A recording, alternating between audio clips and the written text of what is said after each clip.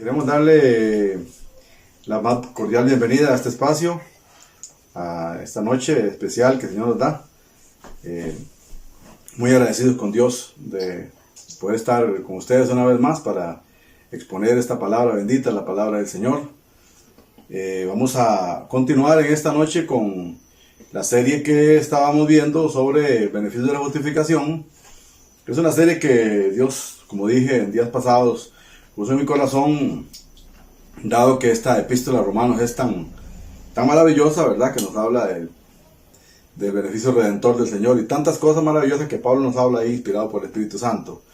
Hemos estado en el capítulo 5 de Romanos y hoy vamos a estar en el versículo 9 para continuar con esta serie sobre los beneficios de la justificación. Y vamos a orar unas palabras al Señor para que Dios nos dirija en esta hora y podamos ser como siempre de bendición para cada uno de los que nos sintoniza. Padre, gracias en esta hora. Estamos agradecidos contigo por este momento, por este espacio que nos permites exponer tu palabra a tantas personas que hoy podemos llegar usando este medio. Podemos llegar a más personas y muchas personas que necesitan hoy la palabra del Señor, una palabra de aliento, una palabra de esperanza, una palabra de consuelo. Podemos llegar hasta ellos. Y te damos gracias, Señor, por este privilegio tan maravilloso que nos das de poder predicar tu palabra.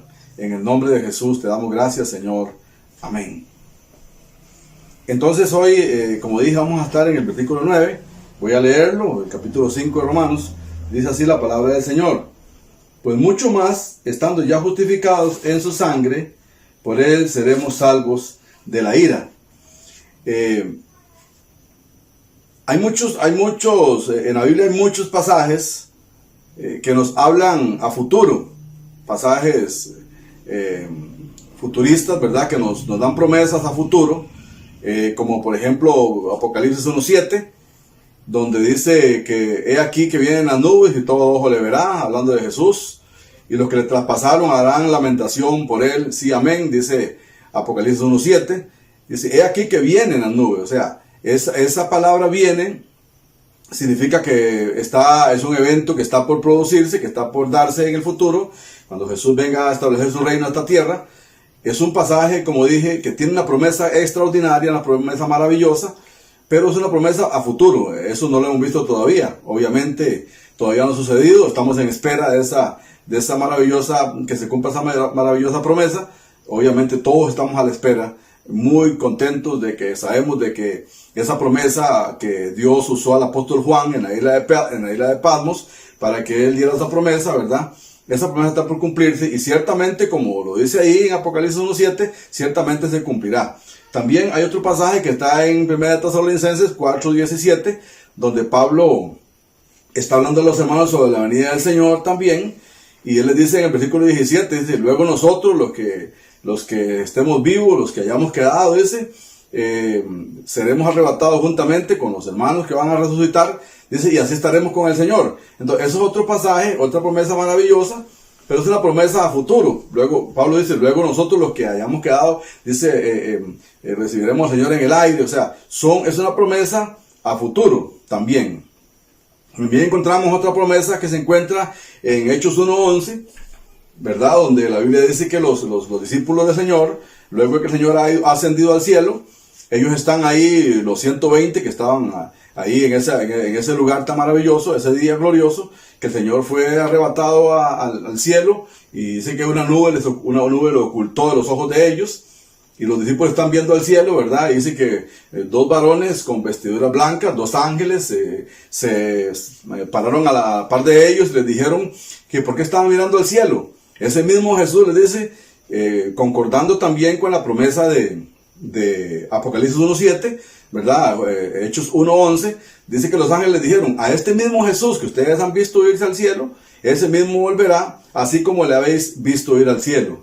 Es otra promesa que tampoco ha sucedido. Igual que la de Apocalipsis 1:7, son promesas futuristas, promesas a futuro, que la iglesia está esperando, obviamente, que se cumplan, y como dije, obviamente se van a cumplir, pero todavía no lo hemos visto. Entonces, esas tres promesas y otras promesas más que hay en la Biblia, que son promesas a futuro, no han pasado todavía.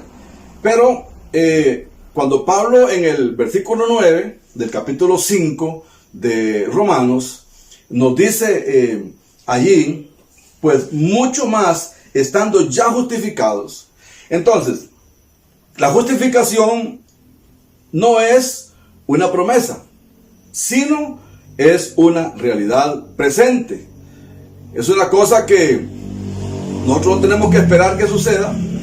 Ya las personas que hemos aceptado a Cristo en nuestro corazón, y usted que me está sintonizando en esta hora, también usted tiene la oportunidad, como hemos dicho en otros temas anteriores, tiene la oportunidad también de recibir este beneficio de la justificación. Es instantáneo, o sea, esto, como dice Pablo, dice, pues mucho más estando ya justificados. La justificación no es una cosa que yo tengo que esperar a morirme, ¿verdad? Como lo enseña la religión popular, la religión que más gente sigue, aunque está equivocada obviamente, ¿verdad?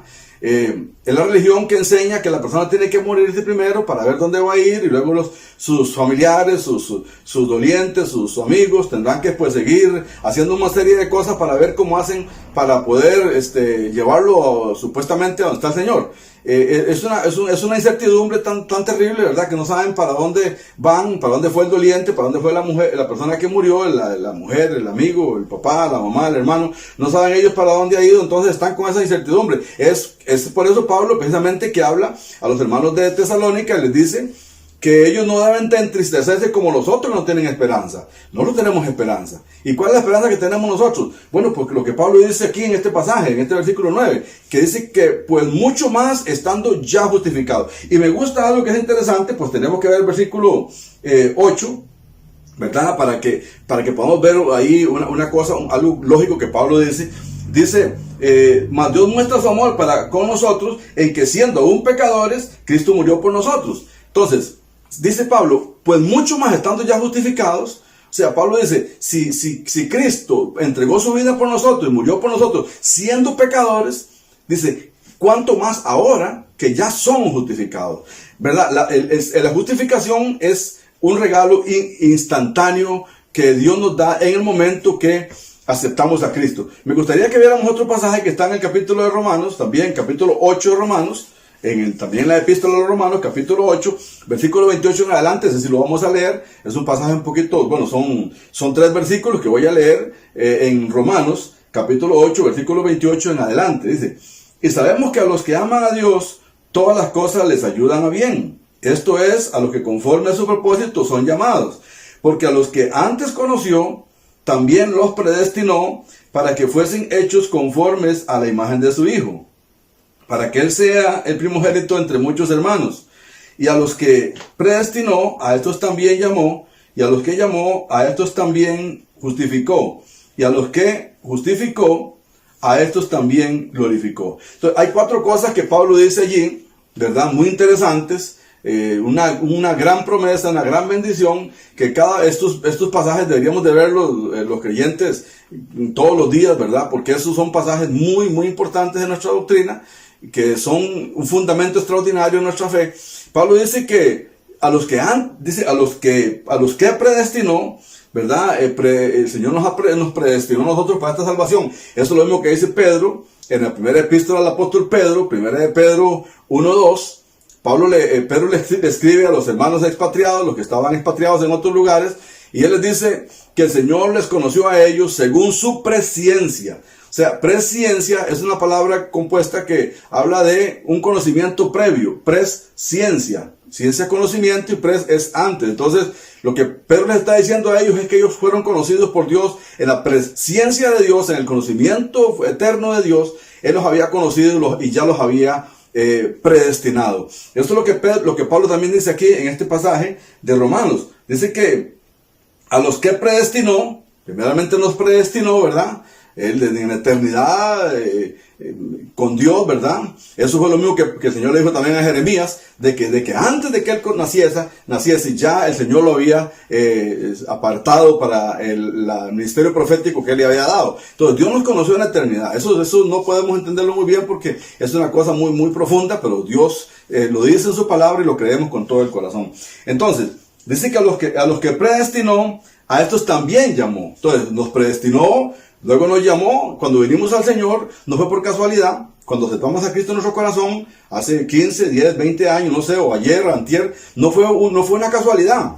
Él nos llama, primero nos predestina y luego nos llama. Cuando vinimos al Señor es porque ya el Señor nos tenía para salvación y Él nos llamó. Entonces, dice que a los que llamó, a estos también justificó. Nos predestinó, nos llamó y nos justificó. Es un estado maravilloso, presente, que ya Dios nos ha regalado. Bendito sea el Señor. Y a los que justificó, dice, a estos también glorificó. Bueno, en cierta forma, sí, ya Dios nos ha glorificado, ¿verdad? Esta salvación tan grande y todas estas promesas y todas estas bendiciones y todos estos privilegios que tenemos es parte de la glorificación que ya empezamos a disfrutar. Obviamente no hemos sido glorificados ampliamente y plenamente hasta que estemos con el Señor en el cielo y nuestros cuerpos ya hayan sido transformados, ¿verdad? Y entonces seremos glorificados ampliamente como el Señor quiere hacerlo. Pero ya el Señor nos glorificó. Es algo maravilloso. Entonces, en estas 4 cosas que el apóstol Pablo dice aquí también en este pasaje, está también la justificación, que ya ha sido algo extraordinario que el Señor nos ha regalado. Ya tenemos esa promesa. Como dije, todos los que hemos aceptado a Cristo en nuestro corazón, todos los que hemos nacido de nuevo, hemos sido justificados. Bendito sea el Señor. Dice Pablo que siendo ya justificado. Usted no tiene que esperar a que le hagan una sesión o que le hagan esto, le hagan el otro, que es por cuotas, que es por... No. Usted en el momento que acepta a Cristo en su corazón, en el momento que usted recibe al Señor en su corazón, ese mismo momento el Señor lo justifica. Y la justificación, como dije en el primer tema, ¿verdad? Cuando empezamos con esta serie, la justificación es un estado que se le otorga, un derecho legal. Eso es lo que tenemos los creyentes. La justificación entonces es un derecho legal dado por Dios, ¿verdad? Que nadie nos lo puede quitar, nadie nos lo puede robar. Es algo que Dios ya nos dio, es algo que Dios nos adjudicó. Él en su eternidad, en su soberanía y en su poder, ¿verdad? Él nos dio la justificación a todos los que hemos recibido a Cristo en nuestro corazón. Bendito sea el Señor. Justificación entonces significa absuelto de toda culpa, absuelto de todo pecado, absuelto de toda causa, porque el Señor ya nos dio esa justificación. Bendito sea el Señor. Entonces, en este versículo 9, dice, siendo ya justificados en su sangre. Es otro punto importante en este versículo, ¿verdad? Porque la justificación, es el único medio y no existe otro. La justificación, Pablo, en este versículo lo hemos tratado de dividir en 3 partes. Luego, primeramente estamos hablando de la justificación, luego estamos hablando de qué origina, de qué nos da ese derecho, cuál es el medio por el cual una persona puede ser justificada. Bueno, la Biblia dice que no hay justo, ni aún uno. No hay un justo, dice que no hay quien peque, no hay quien haga lo bueno, no hay ni siquiera uno. No hay una persona que pueda presentarse justo delante del Señor. No existe ninguna forma, no es por obras, no es por lo que yo haga. Pues aunque las obras son muy importantes, obviamente no negamos lo que Santiago dice, que la fe sin obras es muerta. Entonces las obras son algo importante, son un elemento importante en la salvación, ¿verdad? Pero las obras no salvan. Uno puede hacer las obras que uno quiera, uno puede dar su vida en sacrificio, uno puede regalar todo lo que tiene y uno no es salvo, porque eso no lo justifica. Uno no puede llegar un día delante del Padre y decirle, yo quiero entrar al cielo, y el Padre le va a decir a uno, ¿por qué usted quiere entrar a este lugar? Y no le va a decir, bueno, es que yo fui muy bueno, yo hice muchas cosas buenas, fui una persona que le hacía bien al prójimo, yo di todo lo que tenía para que la gente fuera alimentada y todo eso. Y el Señor le va a decir, es que esto no te justifica, eso no te da entrada a este lugar. La única forma en que uno pueda llegar un día delante del Padre y tenga, por decirlo así, el pasaporte al cielo con la visa, ¿verdad? Para entrar con libertad, entrar directo a la patria celestial, es la sangre de Cristo. Aquí Pablo lo establece muy bien. Dice, siendo ya justificados por su sangre. O sea, no existe otra forma. La persona no puede entrar al cielo de ninguna otra manera. No puede ser salvo de ninguna otra manera. No puede ser justificado de ninguna otra manera, sino por la sangre del Señor. En Lucas 22:20, cuando el Señor está tomando la cena con los apóstoles, Él ha comido el pan ya, ¿verdad? Y ha dicho que ese es su cuerpo, que por muchos es partido. Luego de que come el pan, Él toma la copa, ¿verdad? El vino, y dice, cuando Él toma la copa con sus apóstoles, ¿verdad? La última cena, de hecho, que Él tomó con ellos, dice la Biblia que el Señor dijo, esta es el nuevo pacto en mi sangre. ¿Por qué dice nuevo pacto? Está dando por anulado el pacto anterior, ¿verdad? El pacto de sacrificios, el pacto de aquellos animales que eran sacrificados anualmente y día a día, ¿verdad? Estaban siendo sacrificados los animales por el pecado del pueblo. La gente cuando cometía un pecado tenía que ofrecer un animalito, ¿verdad? Un cordero, un palomino, según hubiera sido su pecado. Las personas tenían que presentar una ofrenda, un sacrificio por esos pecados, y entonces aquel animalito era sacrificado en lugar de esa persona, era un sustituto de la persona, del pecador, ¿verdad? Y entonces el animalito se ofrecía en el altar y los pecados de aquella persona eran cubiertos, no eran del todo absueltos, perdonados, ¿verdad? Sino que eran cubiertos los pecados y al tiempo otra vez tenía que hacer lo mismo, y eso era un asunto, ¿verdad? Repetitivo, conforme la persona pecaba, traía un animalito y lo sacrificaba, lo presentaba en sacrificio delante de Dios para que sus pecados fueran cubiertos solamente, ¿verdad? No borrados, sino cubiertos.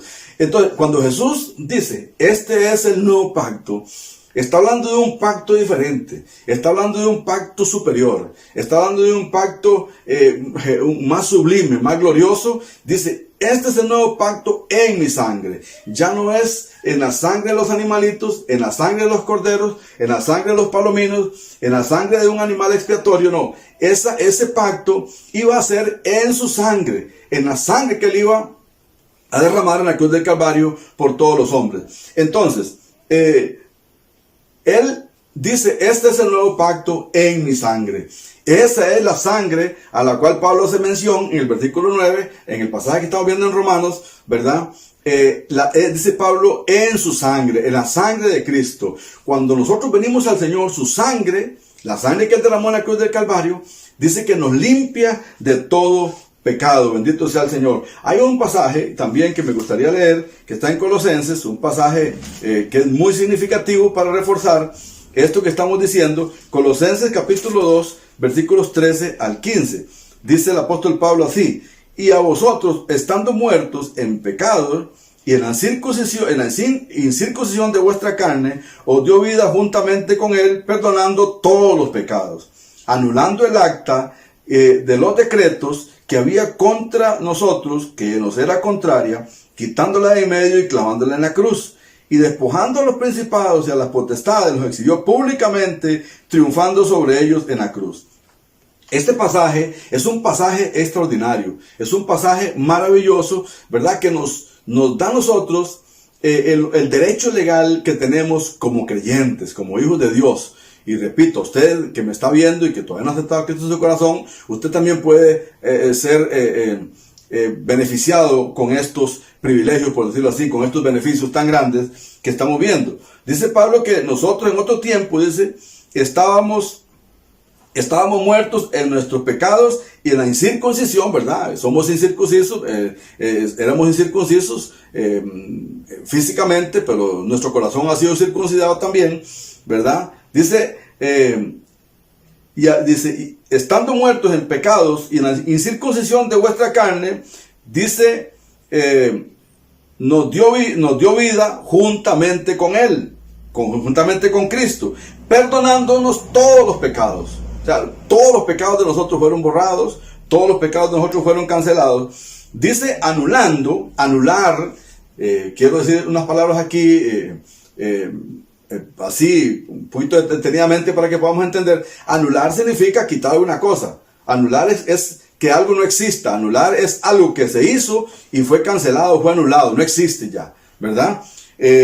Como cuando un árbitro de un equipo anula un gol que se metió, ya el gol no existe, no se hizo, no cuenta en la cuenta final, no va a formar parte de la cuenta, no es adjudicado este gol en ningún equipo. Dice anulando el acta. ¿Qué es un acta? Un acta es un documento legal, ¿verdad?, que fue emitida por algún juez, alguna persona que tiene un poder muy grande. Una acta es un documento entonces que está escrito. Dice que esa acta, dice que era un acta, aquí está en el versículo, dice un acta de decretos. Decretos son órdenes, son acuerdos que se han dictado por un rey, por un gobernante. Un acta, dice que esa acta tenía decretos. Un acta y decretos no necesariamente tiene que ser en contra de nosotros, puede ser a favor. Pero en este caso, dice que esta acta de decretos dice que había contra nosotros, ¿verdad? Que nos era contraria. Era un acta donde estaba todo, ¿verdad? Nuestros pecados, nuestras maldades y todas las cosas. Ahí estaba establecido. Pues, ¿qué hizo el Señor cuando murió en la cruz? Dice que tomó esa acta que estaba contra nosotros, que nos era contraria. Dice que la quitó de en medio y la clavó en la cruz. Y despojando a los principados, a las potestades, los exhibió públicamente, triunfando sobre ellos en la cruz. Entonces, eso fue lo que Cristo hizo en la cruz. Cruz o sangre son sinónimos. Cuando la Biblia habla de la cruz, habla de la sangre de Cristo. Cuando habla de la sangre de Cristo, habla de la cruz de Cristo. Es lo mismo. Dice que esta muerte de Jesús fue una muerte sustituta por nosotros. Él tomó esa acta que había en contra de nosotros, ese documento que tenía todas las cosas que eran contrarias a nosotros, que nos calificaban como un reo de eterna perdición, ¿verdad? Íbamos a ir al infierno. Esa acta decía que usted y yo estábamos perdidos, que no había salvación para nosotros, que nuestros pecados, como dice Romanos, que la paga del pecado de la muerte. Entonces nuestro pecado nos había convertido en reos de muerte y eterna condenación. Pues entonces, cuando Cristo murió en la cruz de Calvario, Él tomó esa acta que había en contra suya, que había en contra mía, dice, la tomó y la quitó de medio y la clavó en la cruz y la canceló y la anuló. Y a los principados de las potestades, dice que los exhibió públicamente, triunfando sobre ellos en la cruz. Entonces, la cruz de Cristo fue un triunfo maravilloso. Es el triunfo de la iglesia del Señor. No fue el triunfo solamente de Cristo sobre el pecado y sobre Satanás, sino que fue el triunfo de nosotros, bendito sea el Señor, un triunfo glorioso que nos acredita la justicia y la salvación eterna por medio de la sangre de la cruz del Cristo de la gloria. La parte final de este versículo 9, ¿verdad? De Romanos, que es importantísima también. Esta parte es sumamente importante, ¿verdad? Porque dice, allí en el versículo 9, dice, ya justificados en su sangre, por Él, está hablando aquí de Cristo, seremos salvos de la ira. Es una cosa como que a muchas veces no nos gusta enfocar, no nos gusta enfatizar, ¿verdad?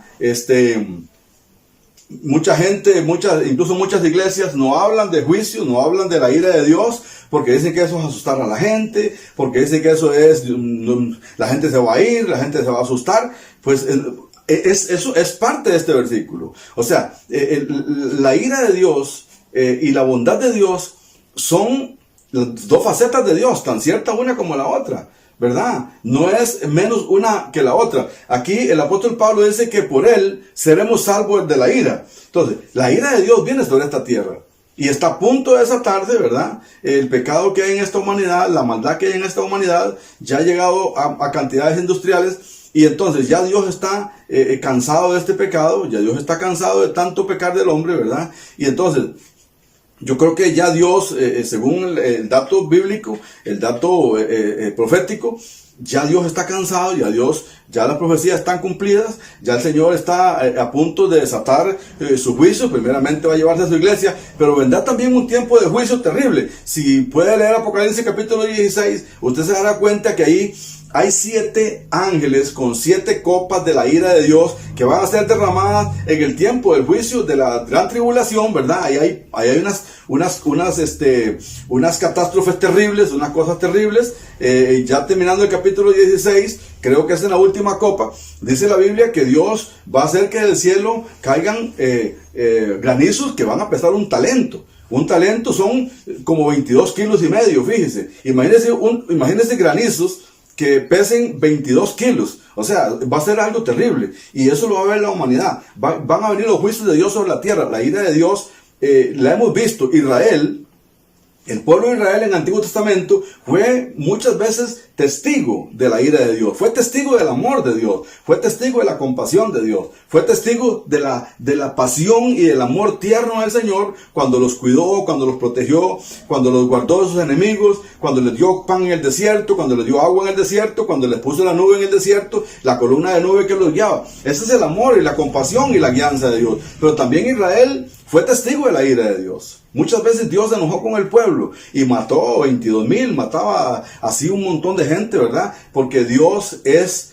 un Dios que cuando se enoja, también se enoja y trae juicio sobre la tierra. Y aquí el apóstol Pablo en el versículo 9 dice que por él, hablando de Cristo, que es el único que nos puede librar de esa ira, es el único que lo puede hacer, ¿verdad? También no solamente nos justificó por su sangre, sino que también él nos puede librar de la ira venidera. Entonces sería bueno que usted leyera el capítulo 16 de Apocalipsis para que se dé cuenta los juicios que van a suceder ahí. Dice que por él seremos salvos de la ira. Importante es ver, ¿verdad?, que siguiendo el contexto de este versículo, ¿verdad?, el versículo 9, que hay tres cosas que se ven allí. Primeramente somos justificados, dice cómo somos justificados por su sangre, dice que por él seremos salvos de la ira. Entonces, siguiendo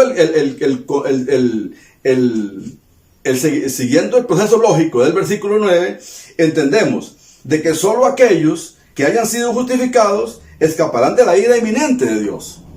O sea, no existe otra forma, el ser humano no existe otra forma de que escape de los juicios y de la ira de Dios que viene sobre esta tierra, a menos que sea justificado por la sangre de Cristo. Es la única forma, ¿verdad?, que el hombre va a ser librado de esta ira inminente, como dije, que viene.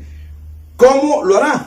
¿Cómo hará el Señor? ¿Cómo nos va a sacar de la ira? ¿Cómo escaparemos de esta ira? ¿Cómo el Señor nos va a librar? Porque aquí Pablo dice que nos va a librar de la ira. ¿Cómo lo va a hacer? Bueno, Primera de Tesalonicenses, capítulo 1, versículos 9 y 10, dice algo muy interesante. Primera de Tesalonicenses, capítulo 1, versículos 9 y 10. Primera de Tesalonicenses 1, 9 y 10. Dice así. Dice 9 y 10. Porque ellos mismos cuentan de nosotros la manera en que nos recibisteis y cómo os convertisteis de los ídolos a Dios, para servir al Dios vivo y verdadero. El versículo 10 dice, y esperar de los cielos a su Hijo, hablando de Cristo, al cual resucitó a los muertos, a Jesús, quien nos libra de la ira venidera. Entonces, ¿cómo nos va a librar de la ira venidera? Pues nos va a arrebatar, nos va a llevar con él. Dice que esperar de los cielos, dice, a Jesús, dice, y esperar de los cielos a su Hijo, al cual resucitó a los muertos, a Jesús, a quien nos libra de la ira venidera. Entonces, son las personas que hemos sido justificados en su sangre, seremos arrebatados y seremos llevados a estar con el Señor en el cielo. Mientras todos estos juicios están pasando aquí en la tierra, mientras la ira de Dios se derrama sobre la tierra, mientras los juicios de Dios se derraman sobre la tierra, nosotros estaremos en el cielo con el Señor nos va a llevar antes de que todos sus juicios se desaten. Siempre ha sido así, siempre Dios ha cubierto a su pueblo, siempre Dios ha cubierto a los obedientes. Así pasó con Noé, así pasó con Lot.